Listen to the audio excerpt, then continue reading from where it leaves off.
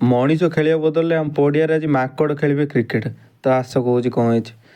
ଚାରିଟା ବେଳ ମୁଁ ବାହାରି ପଡ଼ିଲି ପଡ଼ିଆକୁ, କାହିଁକିନା ଆମର କ୍ରିକେଟ୍ ଖେଳ ଜାଣିଥିବେ। ପଳେଇ ଆସିଲା ବେଳେ ଦେଖିଲା ବେଳକୁ ଟ୍ରାକ୍ଟରର ହଳ ଚାଲିଛି। ତ ଆମ ଏପଟରେ ସବୁ ପନିପରିବା ଲଗା ହେବ, ସେଥିଲାଗି ହଳ ଚାଲିଛି। ତ ଆଗରେ ଦେଖିଲା ବେଳକୁ ଗୋଟେ ମାଙ୍କଡ଼ ବସିଛି, ଦେଖିପାରୁଥିବେ। ତ ମୋତେ ଦେଖି ସେ ତାର ଦୌଡ଼ିଲା, ମୁଁ ତାକୁ କ'ଣ ଦେଖାହେଲି କେଜାଣି।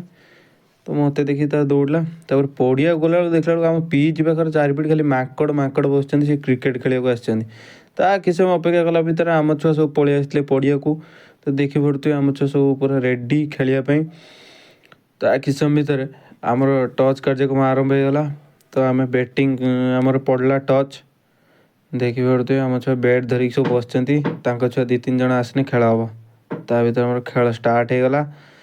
ତ ଷ୍ଟାର୍ଟ ହେଇଗଲା ଖେଳ ଷ୍ଟାର୍ଟ ହେଲେ କ'ଣ ହେବ, ଆମେ ତ ଫାର୍ଷ୍ଟ ମ୍ୟାଚ୍ ଜିତି ବି ଗଲୁ, ସେମାନେ ହାରିଗଲେ ଫାର୍ଷ୍ଟ ମ୍ୟାଚ୍।